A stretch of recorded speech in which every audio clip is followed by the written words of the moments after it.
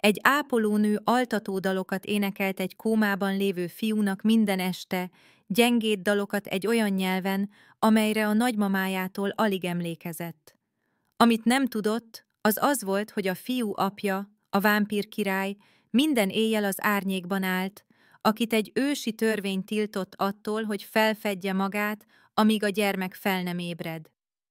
Most a fiú szeme kinyílt, és a királynak választania kell a trónja és a nő között, aki visszadalolta az életbe a fiát. Elena Marsh reggel 5 óra 47 perckor lökte át magát a Szent Katalin orvosi központ kétszárnyú ajtaján, az ápolói ruhája fertőtlenítő, és a nővérpult keserű kávéjának szagát árasztotta, a válla pedig feszült volt a 12 órás életjelek figyeléstől, infúziós zacskók cseréjétől és az idős betegek hajnal előtti zavart óráin való átsegítésétől. Az égnek az a különös árnyalatú szürkesége volt, ami azt jelentette, hogy a nap már gondolkodott a felkelésen, de még nem szánta rá magát, a parkoló pedig üresen tátongott, eltekintve a reggeli műszakhoz tartozó néhány szétszórt autótól és egy fekete szedántól, amely ugyanabban a helyen parkolt, ahol már hetek óta áramvonalasan és türelmesen, mint egy visszatartott lélegzet. Elena észrevette, ahogy az éjszakai műszakok évei után mindent észrevett, az apró anomáliákat, amelyek jelenthettek valamit, vagy nem jelenthettek semmit, de túl fáradt volt ahhoz, hogy érdekelje, fájt a lába, és csak az ágyára és 8 óra csendre vágyott. Kinyitotta a hondáját, és a táskáját az anyósülésre dobta, majd megállt. Valami visszahúzta, ugyanaz az ösztön, ami arra késztette, hogy kétszer is ellenőrizze a gyógyszeradagokat, és a sötétben figyelje a betegek légzésének minőségét. Kérlek, szállj most egy pillanatot arra, hogy feliratkozz a csatornánkra, és írd meg kommentben, honnan nézed és hány óra van ott. Mindig lenyűgöző látni, hogy ezek a történetek milyen messzire jutnak el a világban. Köszönjük! Visszafordult az épület felé, a 4. emelet felé, ahol az intenzív osztály úgy izzott, mint egy fehér fényű kapszula a szürke reggelben lebegve, és Gabrielre gondolt. A fiút 6 hónappal ezelőtt egy keddi éjszakán hozták be, 7 éves volt, és korához képest kicsi, a korlapján közlekedési trauma, szubdurális hematóma és egy olyan prognózis szerepelt, ami hétről hétre egyre halkabb lett. Család nem jelentkezett érte. Senki sem látogatta. A számlákat banki átutalással fizették egy névtelen számláról, és a szociális munkás a 3. hónap után már nem tett fel kérdéseket, mert a pénz folyamatosan érkezett. Az ágyra szükség volt, és néha a gyerekek átsiklanak azokon a réseken, amikbe senki sem akar túl közelről belenézni. Elena 3 hónappal ezelőtt kezdett el neki énekelni, miután egy nyári vihar vonult át, és a fiú pulzusa veszélyes szintre ugrott, a monitorok addig sípoltak, amíg be nem ment, és bár eszméletlennek, de valahogy mégis nyugtalannak találta, apró kezei a lepedőbe markoltak. Gondolkodás nélkül énekelt, egyet azokból az altató dalokból, amiket a nagymamája dúdolgatott főzés közben, régi okcitán szavakat, amikre alig emlékezett és nem is értett, csak hangokat, dallamot és az emléket arról, hogy kicsi és biztonságban van. A monitorok megnyugodtak.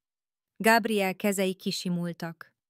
Azután minden este énekelt neki a vizitek során, elég halkan ahhoz, hogy senki más ne hallja, és azt mondta magának, hogy az életjelekért teszi, az adatokért, mert az ápolók bizonyítékokkal és eredményekkel foglalkoznak, nem csodákkal. Ma este a fiú ujjai megmozdultak. Nem egy rándulás vagy görcs, hanem egy tudatos rezdülés, mintha valamiért nyúlna álmában. Elena a verszak közepén megdermedt, a keze a fiú csuklója felett lebegett, és figyelte, ahogy a szemhéjai megmozdulnak a csukott szemei alatt. Aztán semmi. Újra mozdulatlanság. De az valami volt. Tudta, ahogyan tudta a különbséget az alvás és az eszméletlenség között, a pihenő test és a küzdő test között. Fel kellett volna jegyeznie. Hívnia kellett volna a neurológust. Ehelyett befejezte a műszakot, kiment a kocsijához, és most visszasétált, mert a vonzás túl erős volt, és még egyszer látnia kellett a fiút, mielőtt elmegy.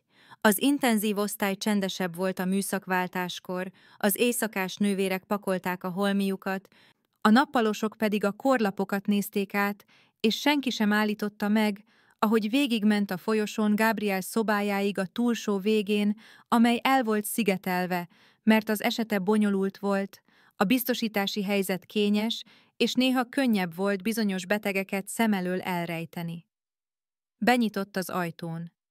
A szoba félhomályos volt, csak a monitorok fénye és az ablakon beszűrődő halvány hajnali fény világított. Gabriel mozdulatlanul feküdt, mellkasa emelkedett, és süllyedt abban az egyenletes ritmusban, amióta a lélegeztetőgépről 2 hónapja levették, ami olyan apró győzelem volt, hogy alig számított. És egy férfi állt az ablaknál. Magas, sápadt, teljesen mozdulatlan. Nem fordult meg, amikor belépett, de a válla úgy feszült meg, ami azt jelezte, tudja, hogy ott van.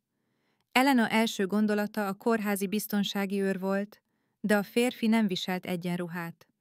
Második gondolata a betolakodó volt, de a keze nem nyúlt a pánik gombért.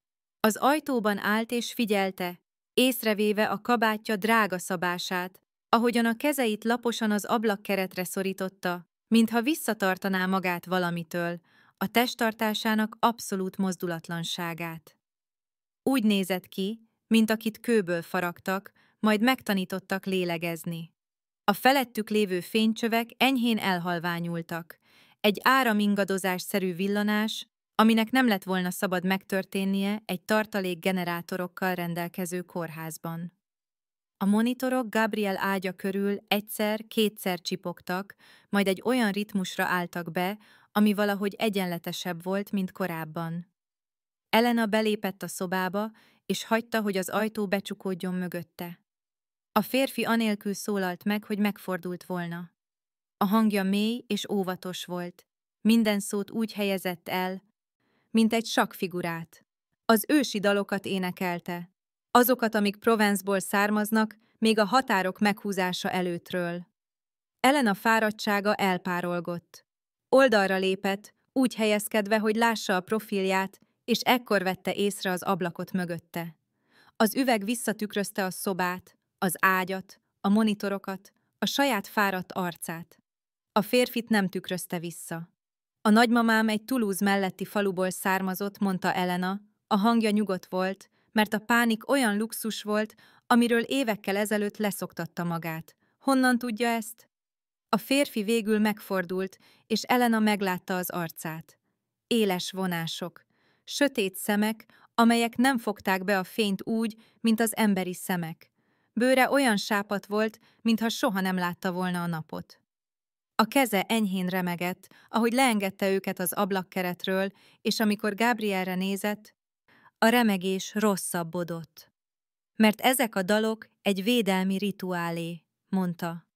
És maga minden este ezt végezte a fiam felett, anélkül, hogy tudta volna, mit csinál. Elena agya végigpörgette a lehetséges válaszokat, és elvetette őket. A logikus kérdéseket, a dühöseket, azokat, amelyek időt nyertek volna, amíg kitalálja, veszélyben van-e. Gabrielre nézett, a mellkasának apró emelkedésére és süllyedésére, majd vissza a férfira, aki azt állította, hogy az apja. A férfira, akinek nem volt tükörképe. A férfira, akinek a jelenlététől elhalványultak a fények, és stabilizálódtak a monitorok. Mi a neve? kérdezte. Lucien. Csak Lucien. És Gabriel miattam ébredt fel. A dalok miatt. Lucien bólintott egyszer, egy apró, éles mozdulattal. A rituálé régi. Idősebb, mint a nyelvek, amiket most beszélünk. A nagymamája biztosan ismert valakit, tanulta valakitől, aki emlékezett. Egy védelmező jelenlétét köti a gyermekhez, még a korlátokon keresztül is. még az üvegen, falakon és törvényeken keresztül is, amelyek azt mondják, hogy meghívás nélkül nem léphetek be. Ön kint állt, mondta Elena, nem egészen kérdésként. Minden este. A parkolóban, a fekete szedán. Lucien állkapcsa megfeszült. Minden este 6 hónapon keresztül. Figyeltem, vártam, reménykedtem. Elena érezte, ahogy ennek a súlya ránehezedik, a kép erről a férfiról, aki a parkolóban áll esőben, hőségben és hidegben, és egy ablakot néz, mert nem léphet át egy küszöböt, és nem értette, de felismerte a formáját. Kétségbeesés. Az a fajta, ami nem csap zajt. Miért nem jöhetett be? Kérdezte. Miért nem látogathatta meg, mint bármely más apa? Lucien ekkor teljesen ránézett, és a figyelmének súlya fizikai dolog volt, nehéz és öreg. Mert én nem vagyok bármely más apa, mondta.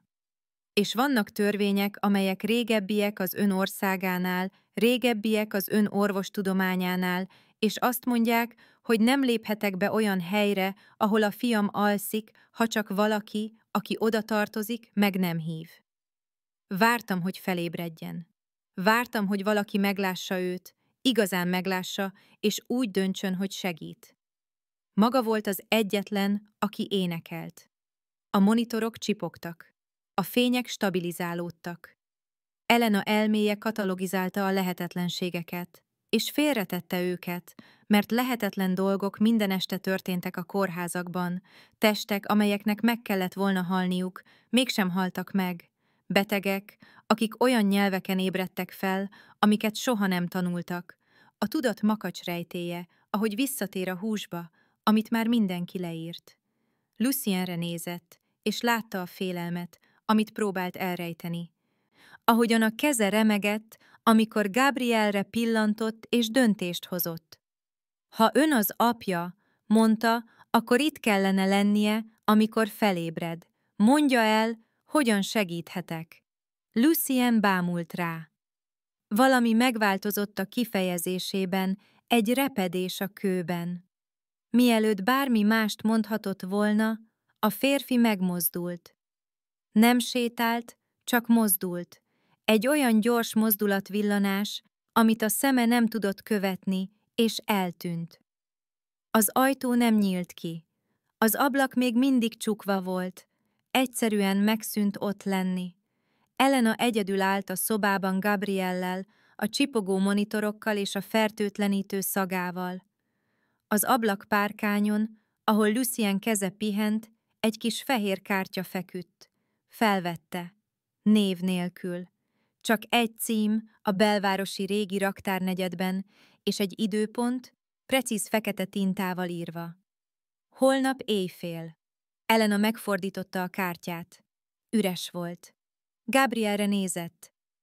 Az ujjai újra megmozdultak, csak egy kicsit, a tenyere felé görbültek. Kinyújtotta a kezét, megérintette a fiú kezét, és a bőre meleg volt. Gyere vissza, suttogta, nem volt biztos benne, hogy Gabrielhez vagy a férfihoz beszél, aki füstként tűnt el. Gyere vissza, és énekelni fogok neked. A kártyát a zsebébe csúsztatta, és elhagyta a szobát, elhaladva a nővérpult mellett, ahol a nappali műszak éppen berendezkedett, el a kávéfőző és a liftek mellett, ki a parkolóba, ahol a nap végre felkelt, és a fekete szedán eltűnt. Az autója egyedül állt a szürke fényben. Elena beszállt, beindította a motort, és hazavezetett, miközben a kártya lyukat égetett a zsebébe, Gabriel apró keze melegen élt az emlékezetében, és tudta, hogy valami megváltozott, valamilyen küszöböt átléptek, és a holnapi éjfél mindent meg fog változtatni. Elena 11:58-kor állt a cím előtt, a lehelete párává vált az októberi levegőben, és egy olyan épületre nézett fel, ami nem illett ahhoz, amire számított. Nem egy raktár. Egy régi szálloda, egyike azoknak az aranykori ereklyéknek mészkő homlokzattal és keskeny ablakokkal, amelyeket magánlakásokká alakítottak át azok számára, akik a diszkréciót, többre értékelték a négyzetméternél. Az utca üres volt. Se autók, se gyalogosok, csak a főútról jövő forgalom távoli zúgása és az utcai lámpák sárga fénye, ami a nedves járdán gyűlt össze. A napot azzal töltötte, hogy nem aludt, a konyhaasztalánál ült a fehér kártyával maga előtt, kávét ivott, és azt mondogatta magának, hogy nem fog elmenni. Aztán utána nézett a címnek az interneten, és nem talált semmit, se üzleti bejegyzést, se bérleti előzményeket, csak egy 1923-as ingatlan nyilvántartási bejegyzést és egy szemcsés fotót az előcsarnokról. Aztán Gabriel mozgó ujjaira gondolt, Lucien remegő kezeire, a fekete szedánra, ami 6 hónapig csendes virrasztást tartott. 11:30-kor átöltözött farmerbe és pulóverbe, hagyott egy üzenetet a nővérének, hogy későn ér haza, és bevezetett a belvárosba a kártyával az anyósülésen. Most itt volt. Az ajtó nem volt bezárva. Benyitott, és egy régi fától és citromos bútorápolótól illatozó előcsarnokba lépett, egy olyan térbe, ami túl tiszta volt ahhoz, hogy elhagyatott legyen, de túl csendes ahhoz, hogy lakjanak benne. Egyetlen lift a túlsó végén, a sárga réz ajtajai visszatükrözték a mozgását. Megnyomta a gombot. A lift hangtalanul emelkedett, megállt a 4. emeleten. Az ajtók egy folyosóra nyíltak, amelynek a végén egyetlen ajtó volt, már résnyire nyitva. Lágy fény szűrődött ki a résen. Elena előre ment, a lépteit elnyelte a szőnyeg, ami drágának érződött a cipője alatt, és nagyobbra tárta az ajtót. A nappali kisebb volt, mint képzelte, olyan antik bútorokkal berendezve, amelyek kényelmetlennek tűntek, de valószínűleg többe kerültek, mint az autója. Sötét fa panelek a falakon, bársonyfüggönyök a magas ablakokon, egy sakktábla egy kis asztalon, a figurák valamiből faragva, ami lehetett elefántcsont vagy csont. Egyetlen lámpa égett egy íróasztalon a sarokban, meleg fényt vetve, ami nem egészen érte el a szoba széleit. Lucien az ablaknál állt, háttal neki, ugyanazt a sötét kabátot viselve, amit a kórházban is. Megfordult, amikor belépett. Kérem, üljön le, mondta, egy székre mutatva az íróasztal mellett. Van tea, ha szeretné. Elena a teás készletre pillantott egy ezüst tálcán, a finom csészékre és a finoman gőzölgő teáskannára. Leült, de nem nyúlt a teáért. Lucien állva maradt, a kezeit a háta mögött tartotta, és Elena észrevette, hogy ő sem mozdult a tálca felé. Ön nem issza, mondta. Nem kérdésként. Nem, mondta Lucien. De a gesztus számít. A vendégszeretet idősebb az éhségnél. Elena hátradőlt a székben, és ránézett. A fény itt másképp érte az arcát, mint a kórházban, kiélezte a vonásait, így kevésbé hasonlított egy emberre, mint inkább valamire, amit egy emberre emlékeztetően faragtak. Azt mondta, Gabriela fia, mondta. Kezdje ott, mondja el, hogyan lehet egy vámpírnak emberi gyermeke. Lucien az íróasztalhoz lépett, kinyitott egy fiókot, és elővett egy vastag, papírokkal teli mappát. Elétette.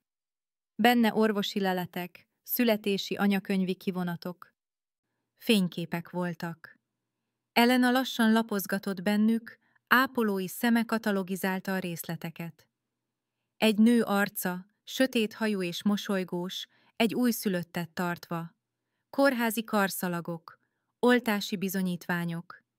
1-7 évvel ezelőtti halotti bizonyítvány a halál okaként szülés utáni vérzés volt feltüntetve. Claire-nek hívták, mondta Lucien halkan.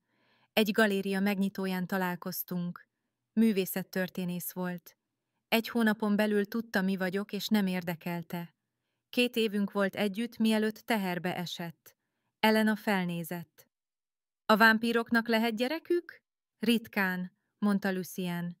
Különleges feltételek, vérvonal kompatibilitás szükséges, és még akkor is csekély az esély.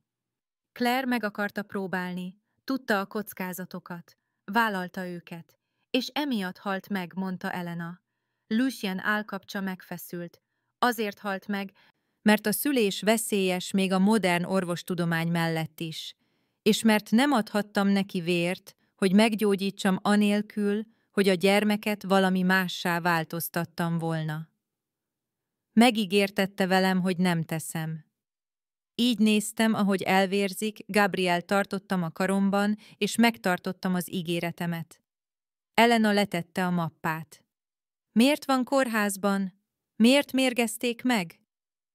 Lucien visszament az ablakhoz, a tükörképe hiányzott a sötét üvegből.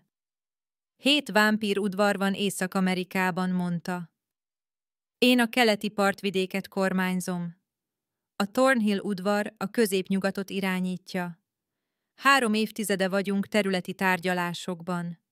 Claire vérvonala a régi közvetítőkhöz vezetett vissza, emberekhez, akik fegyverszüneteket tudtak közvetíteni a mi fajtánk között, akik egy olyan genetikai markert hordoztak, ami ellenállóvá tette őket a kényszerítéssel és a meggyőzéssel szemben. Gabriel ezt örökölte. Ha Thornhill felügyeletet szerez felette, minden általam aláírt szerződés felett befolyást nyernek. Elena érezte, ahogy a darabok a helyükre kattannak. Megmérgezték. Lucien bólintott. 6 hónappal ezelőtt. Egy Thornhill ügynök, aki gyermekneurológusnak adta ki magát, felírt valamit, ami rohamellenes gyógyszernek tűnt. Ezüsttel átitatott vegyületek, lassan hatóak, arra tervezve, hogy kómát idézzenek elő nyilvánvaló toxicitás nélkül. Mire rájöttem, mi történt, Gabriel már nem reagált, és a szövetség már hatályban volt. Magyarázza el a szövetséget, mondta Elena. Lucien elfordult az ablaktól. A felfedés szövetsége a legrégebbi törvényünk. Megtiltja a vámpíroknak, hogy felfedjék magukat olyan emberek előtt, akik a tereinkre lépnek. Ha csak ezek az emberek nem meghívással vagy hivatalos idézéssel érkeznek. Megakadályoz minket abban, hogy a saját területeinken vadásszunk, hogy az otthonainkat csapdaként használjuk. Amikor Gabrielt kórházba szállították, az intenzív osztály védett területté vált. Nem léphettem be anélkül, hogy valaki, aki oda tartozik, egy ember, akinek hatalma van abban a térben, meg ne hívna. Ha megszegtem volna a szabályt, Thornhill azt állíthatta volna, hogy megsértem Gabriel emberi jogait, hogy kényszerítést vagy erőszakot alkalmazok. Vitatott felügyelet alatt lefoglalhatták volna, és nem lett volna jogorvoslatom. Szóval a parkolóból figyelt, mondta Elena. 6 hónapig. Minden este, mondta Lucien. Várva, hogy felébredjen. Várva, hogy valaki többet lásson benne egy betegszámnál. Elena elgondolkodott ezen, a súlyán annak, hogy egy parkolóban áll esőben, hóban és nyári hőségben, egy ablakot nézve és reménykedve. Miért nem bérelt fel valakit, hogy énekeljen? Kérdezte. Miért nem mondta meg valakinek, mit tegyen? Mert nem tudtam, hogy működni fog, mondta Lucien. A védelmi dalok ritkák, szinte elfeledettek. Felismertem a dallamot, amikor meghallottam az ablakon keresztül, de nem tudtam, hogy szándékosan vagy véletlenül énekli-e. Ha beavatkoztam volna, ha megpróbáltam volna utasítani, az megszakíthatta volna a rituálét. Így hát vártam. És működött. Elena felvette a teás csészét, érezte a meleget a tenyerén, majd ivás nélkül letette. Azt akarja, hogy tanúskodjak egy tanács meghallgatáson, mondta. Hogy elmondjam, Gabriel reagált rám, hogy kötelék alakult ki, hogy ön nem kényszerítette vagy erőszakolta ezt. Igen, mondta Lucien. 3 éjszaka múlva. Ha visszautasítja, Thornhill azt fogja állítani, hogy Gabriel az ő házuk gyámoltja, azzal az érvel, hogy nincsenek reagáló emberi kapcsolatai, hogy az apja alkalmatlan gyám, és hogy az anyja vérvonala stratégiai értékké teszi, ami semleges felügyeletet igényel. Eltörlik az emberi örökségét, és politikai eszközként nevelik fel. És ha tanúskodom, mondta Elena. Célponttá válok. Lucien a szemébe nézett. Igen. Elena felállt, az ablakhoz sétált, és kinézett a város fényeire, amelyeket elmosott az üveg. Gabriel apró kezére gondolt, arra, ahogy az ujjai megmozdultak, arra, hogy azért énekelt neki, mert helyesnek érezte, és most ez a választás belevonta valamibe, ami hatalmas, régi és veszélyes. Bizonyítsa be, mondta anélkül, hogy megfordult volna. Bizonyítsa be, hogy az, aminek mondja magát. Mögötte hallotta, ahogy a fiók újra kinyílik. Amikor megfordult, Lucien egy ezüst levélbontót tartott a kezében, díszeset és éleset. Letette az asztalra kettejük közé. Elena nézte, ahogy puszta kézzel felveszi. A tenyerének bőre azonnal füstölni kezdett, egy vékony szürke szál emelkedett a levegőbe. Az égett hús szaga betöltötte a szobát. Hólyagok képződtek, sötétek és nedvesek, szétterjedtek az ujjain. Lucien 3 másodpercig tartotta a levélbontót, arca teljesen mozdulatlan volt, majd letette. Az égési sérülések már gyógyultak, a hólyagos bőr összeforrt, új hús nőtt a sérülés fölé. 10 másodperc múlva a keze sértetlen volt. Elena látott már égési sérüléseket, kezelte őket, tudta, mennyi idő alatt gyógyulnak. Lucien helyreállt, tenyerére nézett, majd az arcára. Ha ennyire hatalmas, mondta, miért van szüksége rám? Mert a tanács jobban tiszteli az emberi tanúvallomást, mint a vámpírállításokat, mondta Lucien. Ön egy semleges tanú, én egy kétségbeesett apa vagyok. Hinni fognak önnek, mert nincs oka hazudni értem. Nem kényszeríthetem tanúskodásra. Csak kérhetem. Elena éppen válaszolni készült, amikor valaki kopogott az ajtón. 3 éles kopogás, túl hangos, szándékos. Lucien egész teste megfeszült. Az ajtó kinyílt, mielőtt bármelyikük megmozdulhatott volna, és egy nő lépett be. Magas volt, és elegánsan öltözött. A haja szigorú kontyba volt fogva, a kabátja szabott és drága. 2 sötét öltönyös férfi követte, akik az ajtó 2 oldalán helyezkedtek el. A nő Elenára mosolygott, Lucien teljesen figyelmen kívül hagyva. Miss Marsh, mondta. Isabel Thornhill vagyok.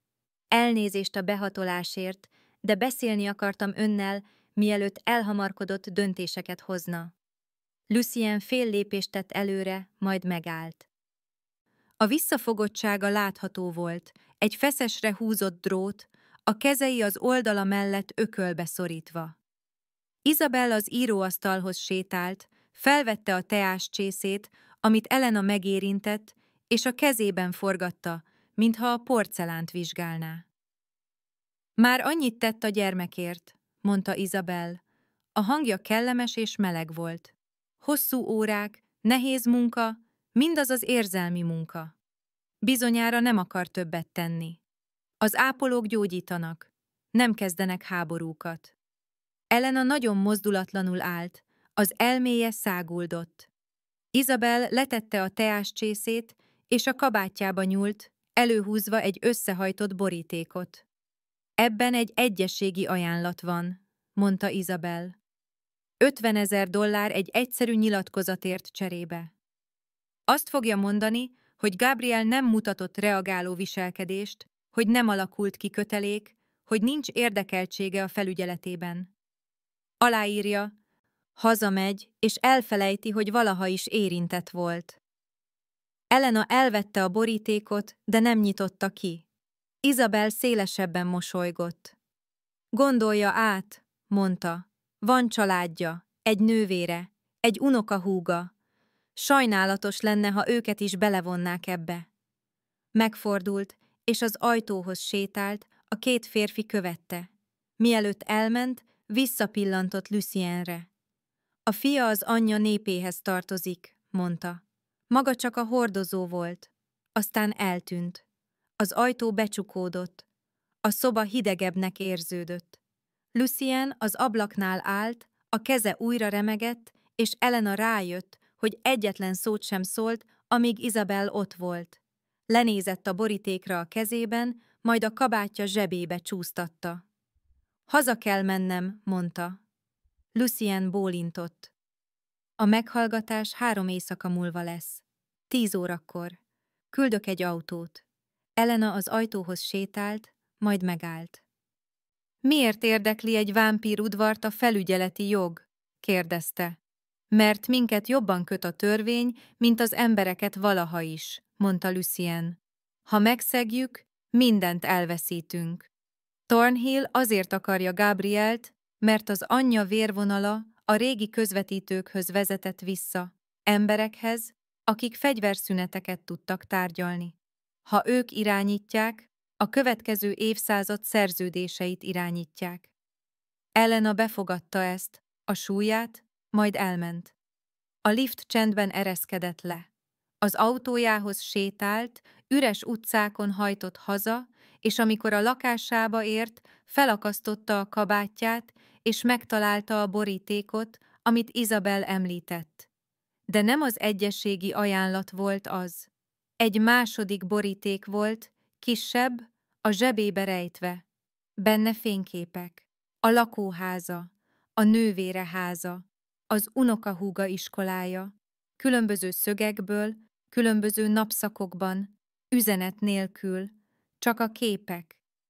Elena leült a konyhaasztalához, és kiterítette a fotókat. A keze nyugodt volt, az elméje tiszta. Gabriel mozgó kezére gondolt, Lucien gyógyuló tenyerére, Isabelle mosolyára. Arra gondolt, hogy már választott, abban a pillanatban, amikor belépett abba a nappaliba, és minden azóta csak megerősítés volt. 3 éjszaka. Elena összeszedte a fotókat, visszatette őket a borítékba, és a fehér kártya mellé tette a címmel. Aztán töltött magának egy pohár vizet, megitta a mosogatónál állva, és elkezdett terveket szőni. Elena este 6 óra 45 perckor lépett be a Szent Katalinba. A műszakja a szokásosnál korábban kezdődött, mert 2 ápolónő betegségre hivatkozva lemondta, és az intenzív osztályon létszámhiány volt. A napot azzal töltötte, hogy aludni próbált, de nem sikerült, csukott szemmel feküdt az ágyában. Miközben az agya forgatókönyveket pörgetett, Isabel mosolyát, Lucien megégett tenyerét és az unokahúga iskolájáról készült fényképeket. Végül 3-kor kelt fel, főzött kávét, amit nem ivott meg, és a konyha asztalánál ült a semmibe bámulva, amíg el nem jött az indulás ideje. Most átlökte magát a 2 szárnyú ajtón, bólintott a főnővérnek, megragadta a beosztását, és végigfutotta a szobaszámokat. Gabriel még mindig a listán volt. 414-es szoba, még mindig az intenzíven. Erre számított, de a mellkasában valami mégis fellazult, megerősítést kapott, hogy még mindig ott van, még mindig lélegzik, még mindig az övé a felügyelet. A táskáját a szekrényébe dobta, friss ápolói ruhába öltözött, és végigment a szokásos mozdulatokon. Bejelentkezett a távozó műszaknál, átvette a jelentést a betegeiről, az életjelek, gyógyszerek és feljegyzések szokásos litániáját. Amikor végre Gabriel szobájához ért, 7:30 volt, és a nap lemenőben volt az ablakon keresztül, hosszú narancssárga fényt vetve az ágyra. Gabriel ébren volt. Nem csak nyitott szemmel volt ébren, hanem tényleg ébren, a feje az ablak felé fordult, apró kezei a takaró tetején pihentek, nem pedig alágörbültek. Elena megállt az ajtóban. A lélegzete elakadt. Látott már betegeket felébredni kómából, figyelte a lassú felszínre törést, a zavartságot, az üres tekinteteket, amelyeknek napokba telt, mire élessé váltak a tudatosságban. Ez más volt. Gabriel jelen volt. A szeme követte őt, amikor megmozdult, és lassan, szándékosan pislogott. Az ágyához sétált, és megszokásból ellenőrizte a monitorokat, megjegyezve a pulzusát és az oxigén szintjét. Minden stabil volt, Minden normális. Aztán ránézett, és látta, hogy a fiú visszanéz rá. Szia, édesem, mondta lágyan. Tudod, hol vagy? Gabriel ajkai megmozdultak, de hang nem jött ki. A torka száraz lehetett, a hangját hónapokig nem használta. Elena a szívószálas vizes pohárért nyúlt, az ajkához tartotta, és hagyta, hogy egy kis kortyot igyon. A fiú óvatosan nyelt, és újra megpróbálta. Kórház, suttogta. A hangja vékony és rekett volt, alig hallható. Így van, mondta Elena. Egy ideje beteg voltál, de már jobban leszel. Gabriel szeme túlnézett rajta az ablakra, majd vissza az arcára.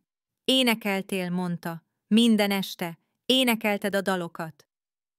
Elena érezte, hogy valami összeszorul a mellkasában. Igen, mondta. Énekeltem. Tetszettek? Gabriel bólintott, egy apró mozdulattal. Aztán a szeme megtelt könnyel, a könnyek kicsordultak, és az álla megremegett. Papa, mondta. Hol van papa? A kérdés úgy érte, mint egy fizikai ütés. Elena odahúzott egy széket, és leült az ágy mellé, gyengéden megfogva Gabriel kezét.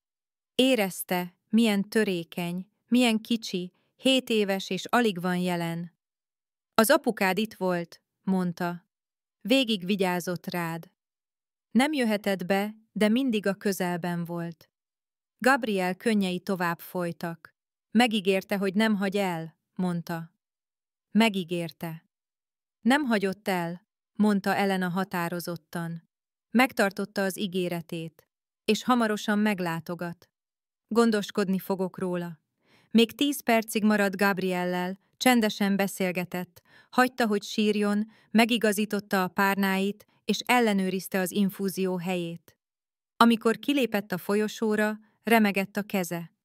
Elment a nővérpult mellett a személyzeti mosdóba, bezárkózott, és elővette a telefonját. A Lucien kártyáján lévő számhoz nem tartozott név. Mégis tárcsázta.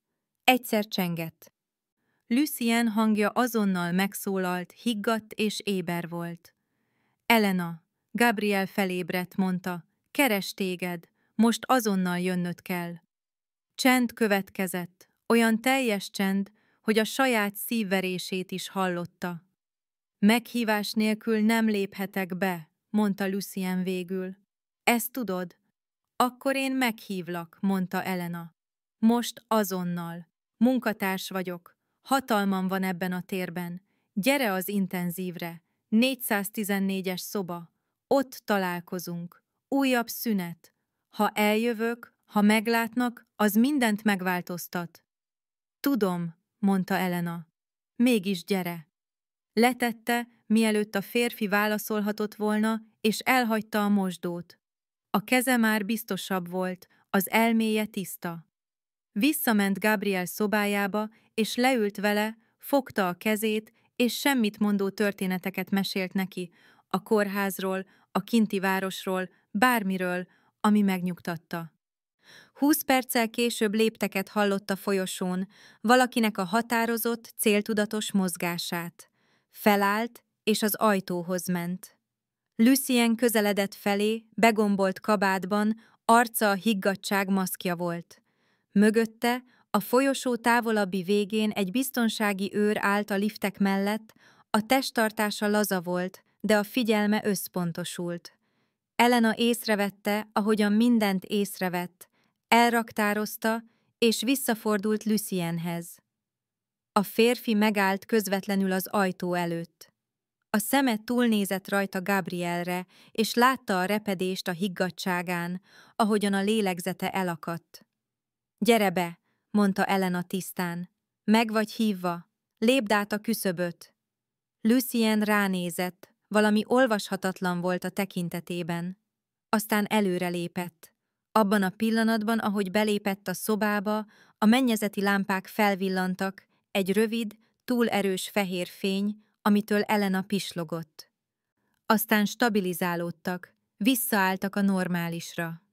A monitorok Gabriel ágya körül egyszerre csipogtak, egy furcsa szinkronban, majd visszatértek az egyéni ritmusukhoz. Gabriel szemei kitágultak. Papa suttogta. Lucien egy követhetetlenül gyors mozdulattal a szoba másik végébe termett, letérdelt az ágy mellé, a kezei Gabriel apró kezeiért nyúltak. Óvatosan tartotta őket, mintha attól félne, hogy eltörhetnek, és Gabriel újra sírni kezdett, ezúttal erősebben, de félelem helyett megkönnyebbüléssel. Itt maradtál, mondta Gabriel a zokogások között. Nem hagytál el. Mindig itt voltam, mondta Lucien, a hangja megrepett a szavakon. Minden este. Néztem az ablakodat, soha nem mentem el. Gabriel megpróbált felülni, és Lucien segített neki, megtámasztva a hátát, majd Gabriel az apja mellkasába dőlt, a kabátjába sírva. Lucien karjai köré fonták, óvatosan és védelmezően, és a szemei lecsukódtak. 30 másodpercre a páncélként viselt óvatos higgadtsága teljesen összetört. Elena látta, ahogy a válla remeg, látta, ahogy az arcát Gabriel hajába nyomja, látta a nyers gyászt és megkönnyebbülést, amit 6 hónapig visszatartott. Elfordította a tekintetét, magánéletet biztosítva nekik, és ekkor vette észre a biztonsági őrt. Most már a folyosón állt, közelebb, mint korábban, a telefonját olyan szögben tartva, ami a szoba felé mutatott, az ablak felé, arra, ahol Lucien térdelt Gabriellel, a mögöttük lévő üveg visszatükrözte az ágyat, a monitorokat, Elena saját alakját az ajtóban. Mindent visszatükrözött, kivéve Lucient. Elenának összeszorult a gyomra. Elindult az őr felé, de az már távolodott, zsebre tett telefonnal, eltűnve a sarok mögött a liftek felé. Az ajtóban állt, az agya száguldott, és teljes bizonyossággal tudta, hogy éppen szörnyű hibát követett el. Mögötte Lucien egy általa nem ismert nyelven suttogott Gabrielnek, halkan és lágyan. Gabriel már nyugodtabb volt, a légzése kiegyensúlyozódott, apró kezei az apja kabátjába kapaszkodtak. Elena visszafordult hozzájuk. Beszélnünk kell, mondta halkan. Lucien felnézett. Visszaépítette a higgadtságát, de látta a széleit, a repedések még mindig látszottak. Elnézett mellette az üres folyosóra, és a megértés suhant át az arcán. Megcsókolta Gabriel homlokát, és lassan felállt. Azonnal visszajövök, mondta a fiának. Nem megyek messzire.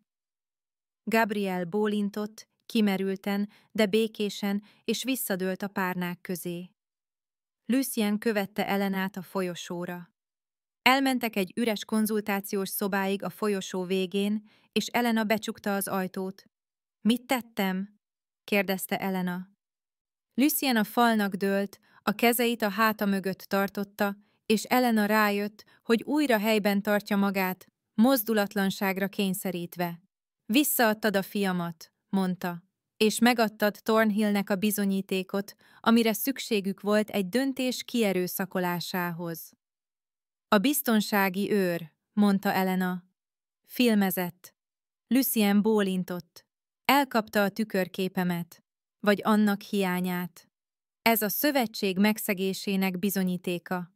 Beléptem egy védett térbe, és a természetem feltárult a megfigyelés előtt. A tanácsnak reagálnia kell.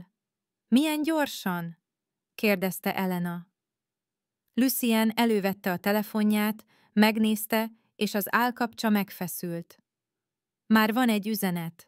Rendkívüli ülést hívtak össze holnap estére. 8 órára. A meghallgatásnak 3 éjszaka múlva kellett volna lennie, mondta Elena. Így volt, mondta Lucien. Mindent felgyorsítottál. Elena az ajtónak dőlt. Próbálta feldolgozni tettének mértékét. Ösztönből cselekedett, abból a szükségből, hogy újra egyesítsen egy apát és egy fiút, és ezzel pontosan azt váltotta ki, amit Isabel akart. Sajnálom, mondta. Ne sajnáld, mondta Lucien. Azt tetted, ami helyes. Az ár ezen nem változtat. Mi történik most? Kérdezte Elena. Most felkészülök, mondta Lucien. És te eldöntöd, hajlandó vagy-e holnap tanúskodni, ahelyett, hogy 3 nap múlva tennéd. Ha igen, küldök egy autót 7-kor, ha nem, megértem. Az ajtóhoz lépett, és Elena félreállt. Lucien megállt, a keze a kilincsen. Köszönöm, mondta. Hogy énekeltél neki? Hogy elhoztál hozzá? Hogy többet láttál benne egy betegnél? Elena bólintott, nem bízott a hangjában. Lucien elment. Egy hosszú pillanatig állt az üres konzultációs szobában, majd visszament Gabriel szobájába. A fiú aludt, az arca békés volt. A légzése egyenletes. A monitorok a saját ritmusukat csipogták. Az ablakon keresztül a város fényei kezdtek felragyogni a sötétedő égbolton. Elena odahúzott egy széket, és leült az ágya mellé, nézte, ahogy alszik, és a holnap estére gondolt. A tanácsra. Isabelle mosolyára és az unokahúga iskolájáról készült fényképekre. Lucien remegő kezeire, ahogy a fiát tartotta. Már eldöntötte. Eldöntötte abban a pillanatban, amikor Gabriel az apját kérte, talán már azelőtt, a nappaliban, amikor Lucien megégette magát, hogy bizonyítsa, igazat mond. Holnap este tanúskodni fog. Holnap este belép abba, ami a tanács termében vár rá. De ma este Gabriellel ült, és dúdolt egyet a régi dalokból, halkan és mélyen, és hagyta, hogy még egyszer az ő védelme alatt aludjon. Elenának azt mondták, hogy további értesítésig ne térjen vissza a Szent Katalinba. A hívás reggel 11-kor érkezett, 2 órával azután, hogy a műszakjának kezdődnie kellett volna, az ápolási igazgató adta át egy olyan hangon, ami szakmailag semleges és személyesen bocsánatkérő volt. Adminisztratív szabadság az intenzív osztály betegellátási protokolljaival kapcsolatos vizsgálat idejére. Az igazgató nem mondta el, kitette a panaszt, nem részletezte, milyen protokollokat sértettek meg állítólag, és nem adott határidőt a megoldásra. Elena 20 percig ült a kanapéján a telefonnal a kezében a hívás után, a falat bámulta, az elméje a következményeket pörgette. 8 éve dolgozott a Szent Katalinban. Soha nem volt panasza, soha nem volt fegyelmi eljárása, soha nem volt más, mint hozzáértő és gondos. Ez nem az ápolói munkájáról szólt, ez Gabrielről szólt, ez Lucienről szólt, ez Thornhill volt, aki belenyúlt az életébe, és addig húzta a szálakat, amíg valami szét nem bomlott. Felhívta Lucien számát. Az első csengetésre felvette, és elmondta neki, mi történt. Szünet következett, majd a hangja nyugodtan és higgadtan szólt. Találkozzunk a Patterson Parkban 1 óra múlva, a déli bejáratnál, a szökőkútnál, az semleges terület. Elena letette, átöltözött Farmerbe és Jackiebe, és elhagyta a lakását. A fekete szedán ismét az utca túloldalán parkolt, ugyanabban a helyben, mint tegnap, sötétített ablakokkal. Elment mellette anélkül, hogy odanézett volna, és a parkba hajtott, 10 perccel korábban érkezve. Az ég borús volt, az a fajta szürkeség, ami esőt ígért, de még nem szánta rá magát. A park félig üres volt, néhány kocogó az ösvényeken, egy nő teniszlabdát dobált egy retrievernek, normális emberek normális dolgokat csináltak. Elena megtalálta a szökőkutat, egy betonszerkezetet, ami ebben a késői évszakban már nem működött, és leült a szélére. Lucien pontosan délben jelent meg, a fasorból sétált elő, a kabátja begombolva a szél ellen. Mellé ült, nem túl közel, a testtartása formális volt, még egy parki padon is. Sajnálom, mondta. A munkája miatt. A nyomás miatt, amit önre gyakorolnak. Elena megrázta a fejét. Meséljen a meghallgatásról. Mi történik holnap este? Lucien kinézett a parkra, a szeme olyan tudatossággal követte a mozgást, ami nem tűnt emberinek, ha már tudta az ember, mit figyeljen. 3 bíró semleges házakból, mondta. Egyiknek sincs területi érdekeltsége a keleti partvidéken vagy a középnyugaton. Mindkét oldal tanúvallomását az őszinteség esküje alatt hallgatják meg. Ez egy kötelező erejű mágia, idősebb a szövetségnél. Ha egy vámpír hazudik alatta, a fájdalom azonnali és nyilvánvaló. Ha egy ember hazudik alatta, másodperceken belül eszméletvesztés következik. A tanács azért tiszteli, mert nem lehet hamisítani. Mit fog Thornhill érvelni? Kérdezte Elena. Hogy megszegtem a szövetséget azzal, hogy önt használtam a meghívási szabály megkerülésére, mondta Lucien. Hogy a dalai az én ötletem voltak, hogy én tanítottam vagy kényszerítettem, hogy ön az én ügynököm, nem pedig egy semleges fél. Hogy Gabriel felébredése megrendezett volt, nem organikus.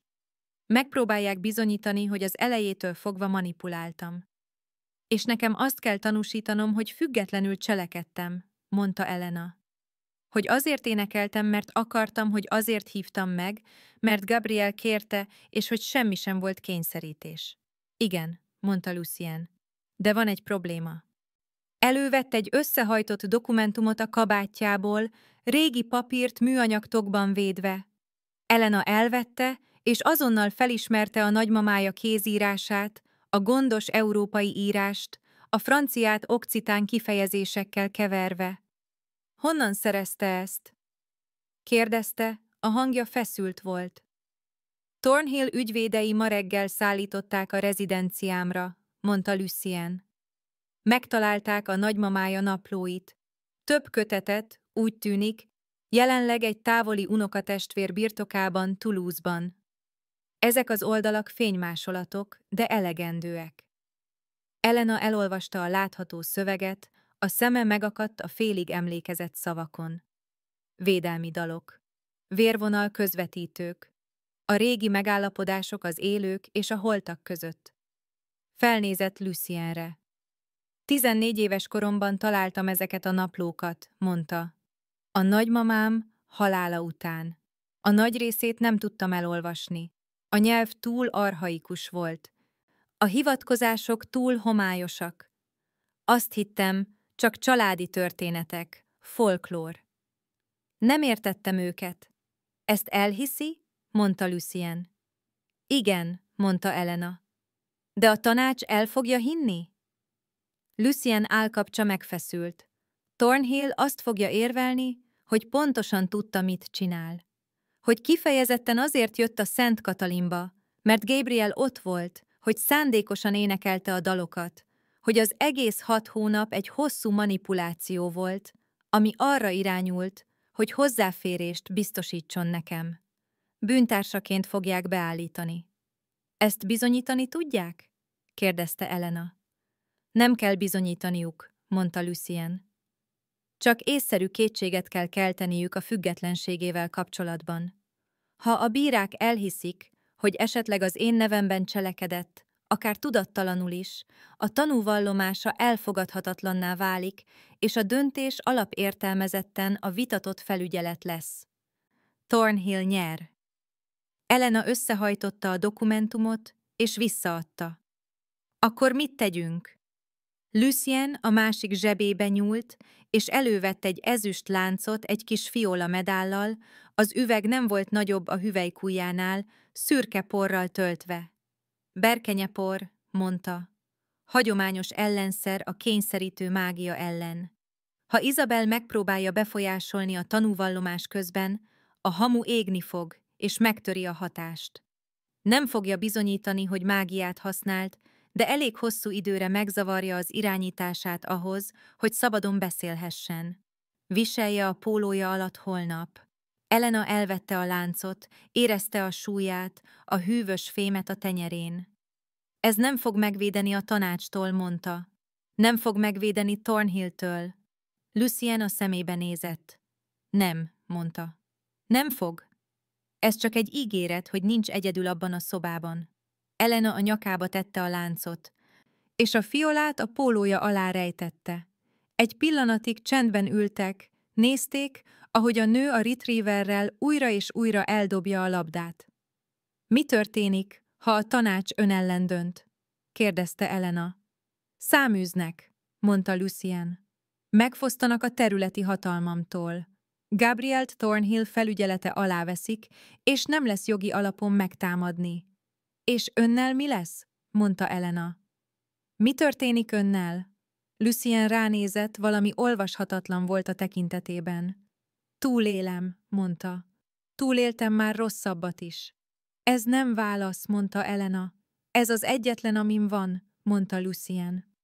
Felállt, begombolta a kabátját. Az autó holnap 7-kor jön magáért. A meghallgatás 8-kor van.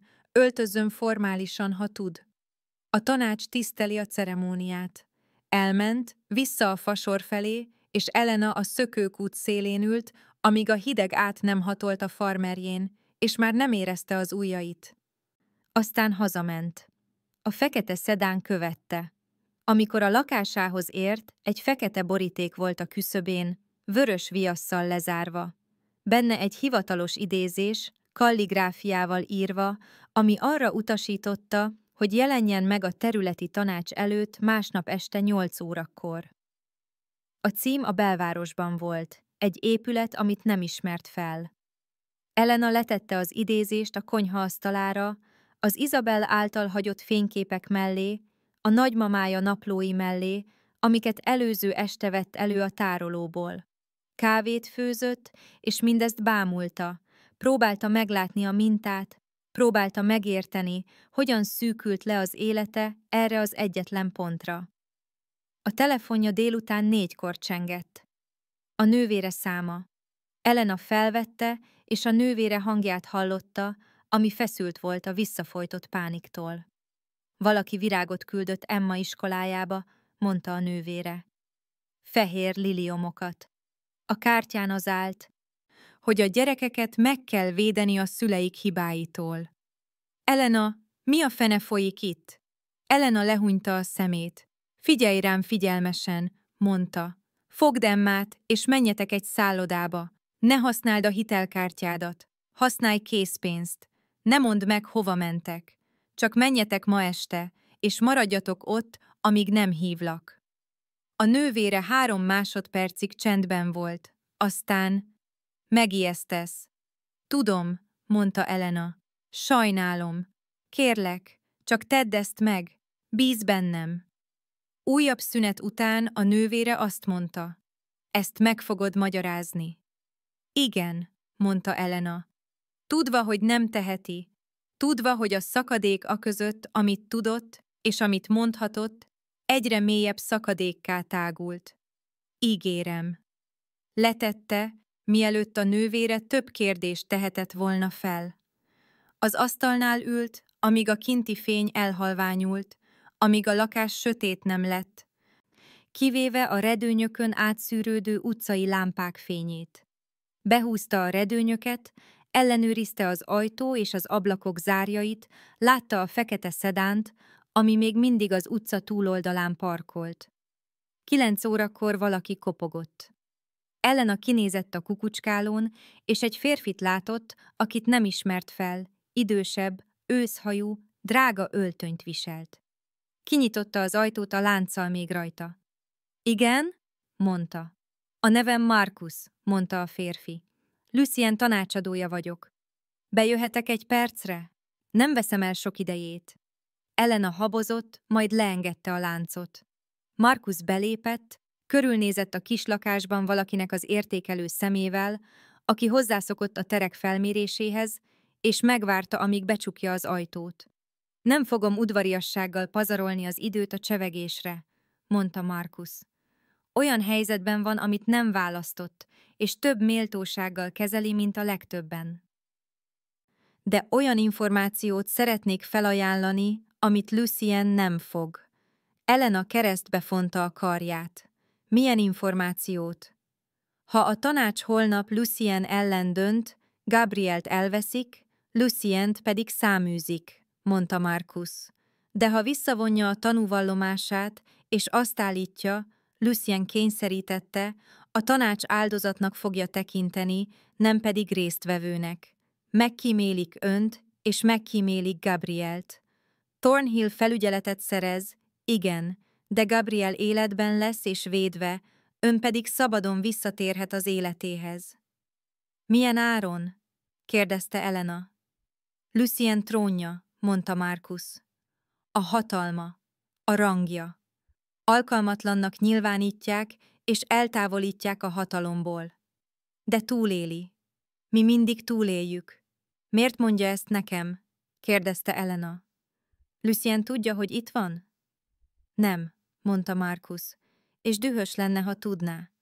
De ön egy ember, aki egy olyan harcba keveredett, ami még a születése előtt kezdődött. Nem tartozik neki ezzel. Nem tartozik Gabrielnek ezzel.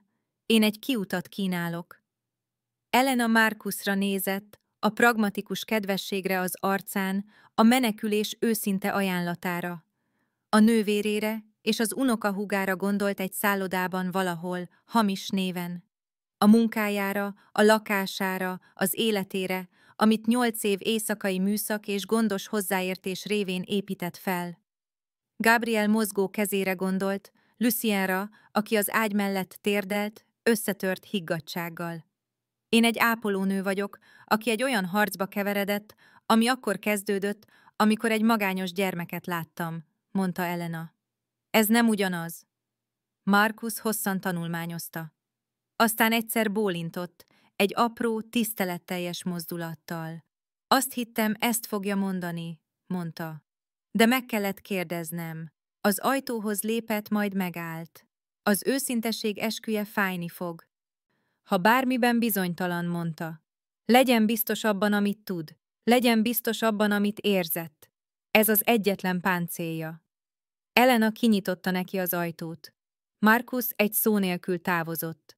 Bezárta utána az ajtót, kétszer ellenőrizte a láncot, és a hálószobájába ment.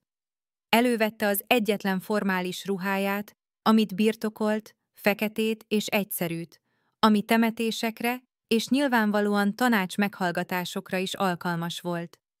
Felakasztotta a szekrényajtóra. Aztán teljesen felöltözve lefeküdt az ágyára, a berkenyepor fiola hűvösen nyomódott a szegcsontjához, és a mennyezetet bámulta. Nem aludt. Másnap este 7-kor megérkezett egy autó. Elena készen állt. Az autó, ami este 7-kor felvette Elenát, egy fekete limuzin volt sötétített ablakokkal és egy sofőrrel, aki nem beszélt, csak kinyitotta az ajtót és várt, amíg a nő beült a hátsó ülésre. A belső térnek bőr és valami halványan gyógyszeres szaga volt, talán fertőtlenítő, vagy annak a maradványa, amit a vámpírok a jelenlétük elfedésére használnak. Elena összekulcsolt kézzel ült az ölében, a berkenyepor fiola a ruhája alatt rejtőzött, hűvösen a bőrén. A város elsuhant az ablakok mellett, az utcai lámpák fehér és arany folyamokká mosódtak össze, és ő látás nélkül nézte. Az elméje már a meghallgatás termében járt, válaszokat próbált, az igazság súlyát tesztelte. Az autó egy régi operaház előtt állt meg, amely mellett már 100-szor elhaladt, de soha nem lépett be, egyike azoknak az aranykori műemlékeknek, mészkő homlokzattal és keskeny ablakokkal, amelyek inkább banknak tűntek, mint színháznak. A sofőr kinyitotta az ajtaját, és egy oldalsó bejárat felé intett. Egy egyszerű ajtó felé, felirat nélkül, csak egy sárga rész kilincsel, amit évtizedek kezei simára koptattak. Elena kilépett a hidegesti levegőre, és az ajtóhoz sétált. Az kinyílt, mielőtt kopoghatott volna. Egy sötét öltönyös nő, kifejezéstelen arccal beintette és levezette egy lépcsőn, ami sötétségbe spirálozott. A falak közel voltak, és a levegő minden lépéssel hidegebb lett, az a fajta hideg, aminek semmi köze nem volt az időjáráshoz, és mindene a minden oldalról nyomuló földhöz. Alul egy folyosó húzódott előre, fali lámpákkal megvilágítva, amelyek gyertyaként pislákoltak, de túl egyenletesen égtek ahhoz, hogy láng legyenek. A nő egy kétszárnyú ajtóhoz vezette a végén, kinyitotta, és félreállt. A meghallgatás terme kisebb volt, mint Elena képzelte, talán 30 láb széles, boltozatos mennyezettel, ami az árnyékban veszett el.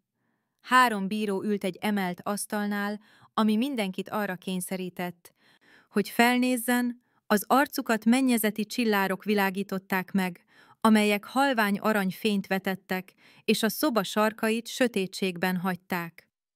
A térnek por, régi fa és valami más, valami ásványi és hideg szaga volt alatta. Lucien balra állt, egyedül, a kezeit a háta mögött tartotta, a testtartása olyan mereven kontrollált volt, hogy kőből faragottnak tűnt. Isabel Thornhill jobbra állt 2 férfival mellette, mindketten magasak és kifejezéstelenek, a szemük ragadozó fókusszal követte Elena belépését. Székek voltak sorokba rendezve egy alacsony korlát mögött, talán egy tucat ember elszórva közöttük, mind vámpírok, olyan mozdulatlansággal figyelve, ami azt jelentette, hogy nem lélegeznek. Elena a szoba közepére sétált, ahol egyetlen szék nézett a bírói asztal felé. Leült, érezve a figyelem súlyát, mint nyomást a bőrén. A középső bíró egy férfi volt, középkorú kinézetű, az arca semleges és klinikai. A baloldali bíró egy idősebb nő volt, ezüst hajjal, szigorú kontyba fogva, a szeme éles és értékelő. A jobboldali bíró fiatalabb volt, talán 30 évesnek tűnt, a kifejezése inkább az unalom felé hajlott. A középső bíró beszélt először, a hangja könnyedén terjedt a terem akusztikájában. Ez egy területi felügyeleti meghallgatás, a Felfedés Szövetsége és a Vérvonal Jogok Chartája alapján. Az előttünk álló ügy Gabrielle Beaumontot érinti, 7 éves, vámpírszülött, emberi anyától, Claire Beaumonttól elhunyt, és vámpír apától, Lucien Beaumonttól jelen. A Thornhill udvar vitatott felügyeleti igényt nyújtott be állítólagos szövetségsértés és korábbi felügyeleti megállapodás alapján. A tanúvallomásokat az őszinteség esküje alatt hallgatjuk meg. Mindenfélre kötelező érvényű ez az eljárás. Intett Isabelnek. A Thornhill udvar mutatja be először az ügyet. Isabel előrelépett, a testtartása elegáns és kontrollált, a hangja kimért és tiszta volt. Köszönöm, tisztelt bíróság. Ennek az ügynek a tényei egyértelműek. Lucien Beaumont megszegte a Felfedés Szövetségét azzal, hogy egy emberi ügynököt használt a meghívási követelmények megkerülésére, ezáltal manipulált eszközökkel jutott hozzá a fiához. A szóban forgó ügynök, Elena Marsh, a Szent Katalin Orvosi Központ ápolónője, aki 6 hónapos védelmi rituálék kampányába kezdett, amelyek célja az volt, hogy Lucien jelenlétét a fiához kössék olyan korlátokon keresztül, amelyeket törvényesen nem léphetett át. Bizonyítani fogjuk, hogy Miss Marsh teljes tudatossággal és szándékkal cselekedett. Hogy a nagymamájának dokumentált vérvonal közvetítői múltja bizonyítja, hogy értette az általa énekelt dalok természetét, és hogy Lucien ezt az erőfeszítést olyan közvetítő csatornákon keresztül koordinálta, amelyek nem hagytak közvetlen kommunikációs nyomot, de elérték a kívánt eredményt. Isabel intett, és az egyik embere egy táblagépet tett a bírói asztalra, amelynek képernyője a kórházi biztonsági felvételt mutatta. A bírák előrehajoltak, nézték, ahogy Lucien letérdel Gabrielle ágya mellett, nézték, ahogy a mögöttük lévő ablak mindent visszatükröz, kivéve az ő alakját. Ez a felvétel azon az éjszakán készült, amikor Lucien belépett az intenzív osztályra, mondta Isabel. Figyeljék meg a tükörkép hiányát. Figyeljék meg az időbeli torzulást a mennyezeti lámpákban. Figyeljék meg a gyermek azonnali felismerését és reakcióját, ami apja természetének korábbi ismeretére utal. Ez nem egy spontán újraegyesülés volt. Ez egy tervezett hadművelet csúcspontja volt. 20 percig folytatta, bemutatva az okcitán dalok nyelvi elemzését, Elena nagymamájának naplóinak fénymásolatait, a kórházi adminisztrátor tanúvallomását, aki azt állította, hogy Elena kifejezetten Gabriel esetét kérte, és szokatlan ragaszkodást mutatott egy beteg iránt, akivel korábban nem volt kapcsolata. Az adminisztrátor hangja egy felvételről szólt, idegesen és betanultan, egyértelműen forgatókönyvből olvasva. Elena ült és hallgatott, érezte, ahogy a következtetések hálója szorosabbra fonódik, minden egyes bizonyítékot úgy választottak ki, és rendeztek el, hogy egy olyan narratívát hozzanak létre, ami nem volt teljesen hamis, de nem is volt teljesen igaz. Amikor Isabel befejezte, a középső bíró bólintott, és Lucienhez fordult. Beaumont úr, a válasza. Lucien előrelépett, a hangja nyugodt és formális volt. Elena Marsh függetlenül cselekedett. A választása, hogy énekeljen, ösztönös volt, a képzésén és az együttérzésén alapult, mint egészségügyi szakember. Semmilyen kommunikáció nem történt közöttünk addig az éjszakáig, amíg Gabriel ébredezni nem kezdett. Vannak megfigyelési naplóim a kórházi parkolóból, időbélyegzett bejegyzésekkel, amelyek a jelenlétemet mutatják, de soha nem a belépésemet az épületbe, soha nem a kapcsolatfelvételt Miss Marsh-szal vagy bármely kórházi személyzettel. A dalok védelmi rituálék voltak, igen, de Miss Marsh nem szándékkal végezte őket. Egyedül lévő gyermek iránti gondoskodással végezte őket. Ez nem manipuláció, ez irgalom. Egy mappát tett a bírói asztalra. A benne lévő naplók hónapok adatait mutatták, járművek időbélyegzőit, időjárási adatokat, a virrasztásának aprólékos elszámolását. A semleges bíró kifejezéstelen arccal nézte át őket. Az idősebb nő, Celeste, olyasmivel nézett Lucienre, ami talán szimpátia volt. A fiatalabb bíró ásított. Isabel enyhén elmosolyodott, mintha Lucien pontosan azt mondta volna, amire számított. Most meghallgatjuk Miss Marsh tanúvallomását az őszinteség esküje alatt, mondta a középső bíró. Elena felállt.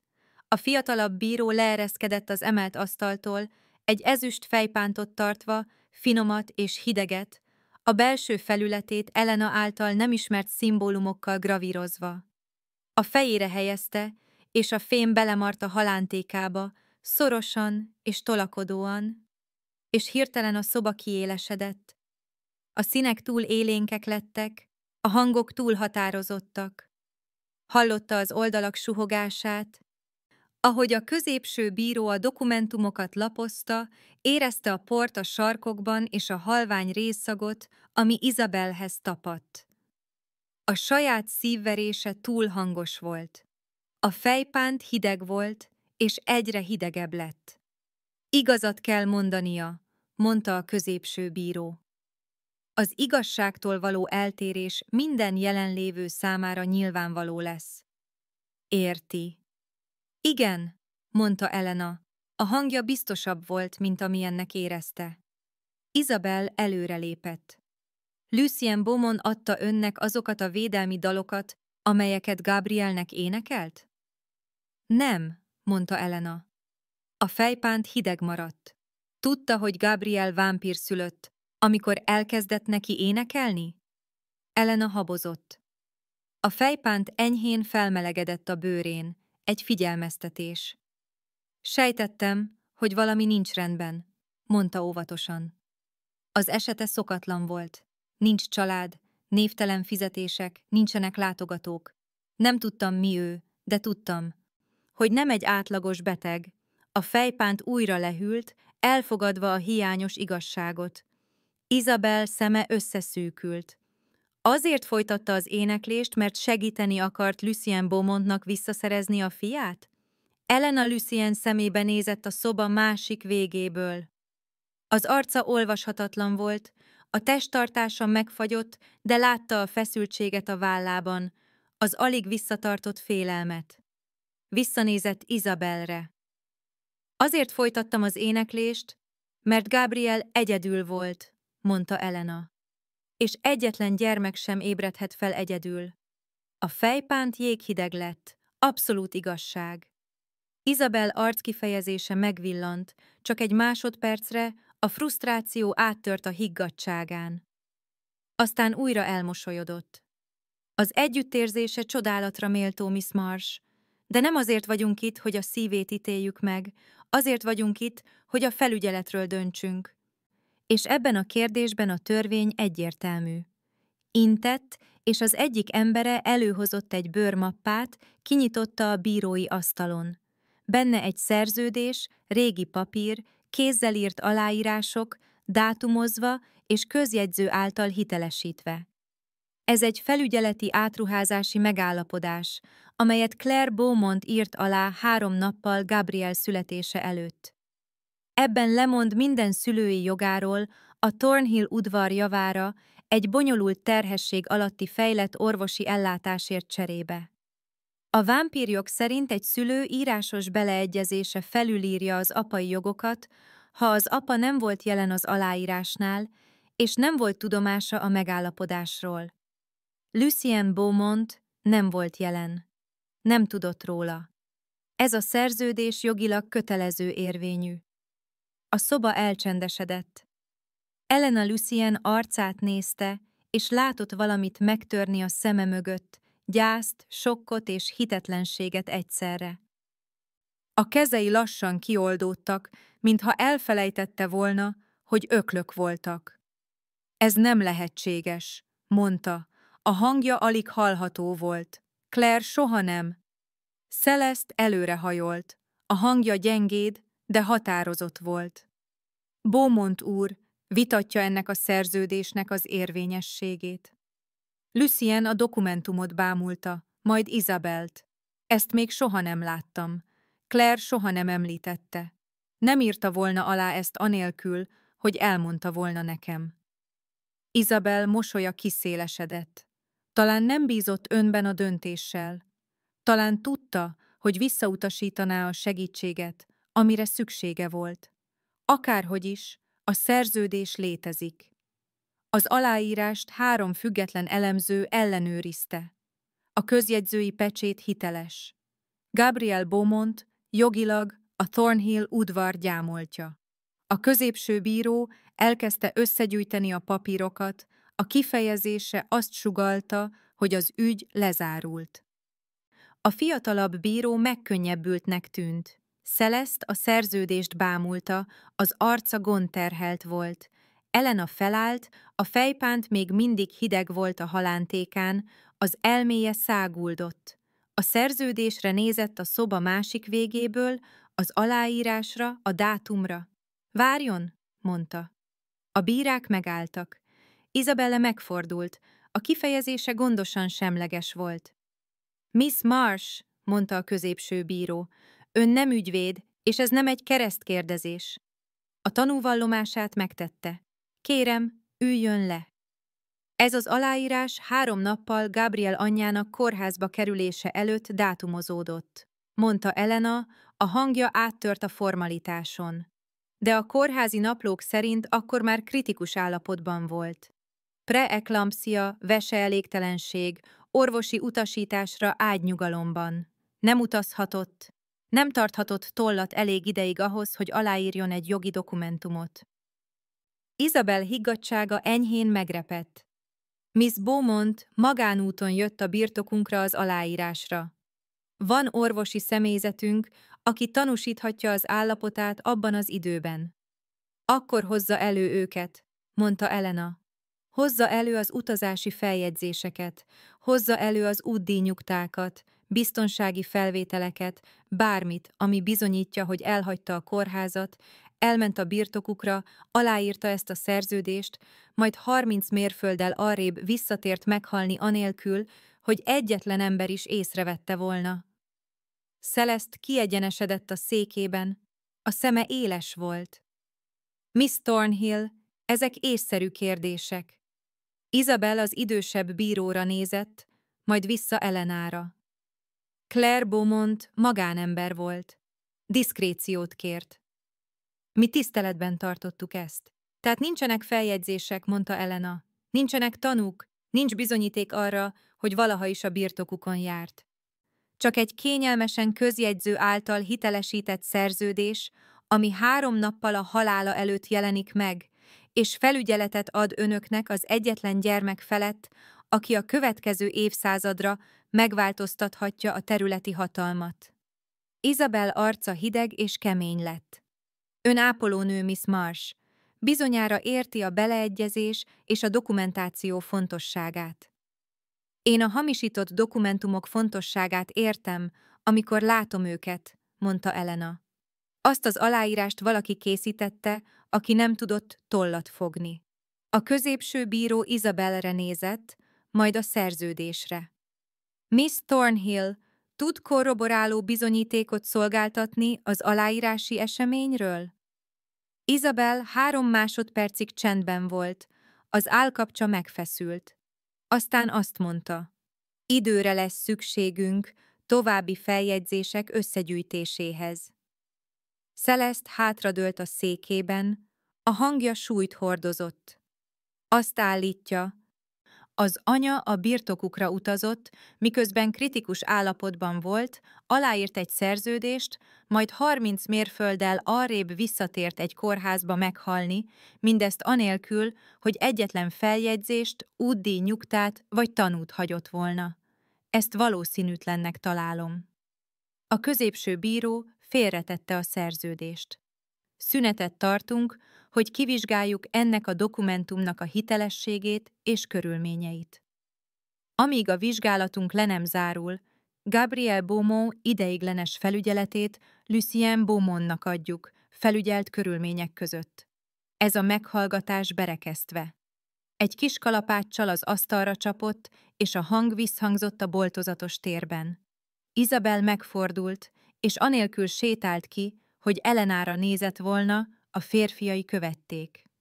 A közönségben lévő többi vámpír csendben szétszélett, árnyékként áramlottak az ajtók felé. Celeste leereszkedett az emelt asztaltól, és Elenához lépett.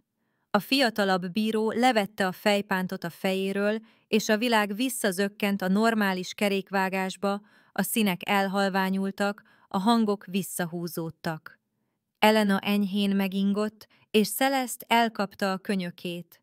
Nyugodjon meg, mondta az idősebb nő halkan. Az eskü megviseli az embert. Köszönöm a bátorságát. Elengedte Elena karját, és elment. Lucien egyedül állt a szoba közepén, a bírói asztalt bámulta, ahol a szerződés még mindig feküdt. Elena odasétált hozzá. Megmentette őt, mondta Lucien halkan, nem nézett rá. Megint. Még nincs vége, mondta Elena. A vizsgálat időbe telik. Isabellenek vannak más lépései. Tudom, mondta Lucien. De egyelőre Gabriel az enyém. Ez elég.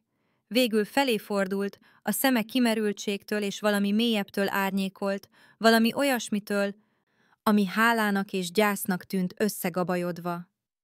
Jöjjön velem, mondta. Elviszem, hogy meglátogassa.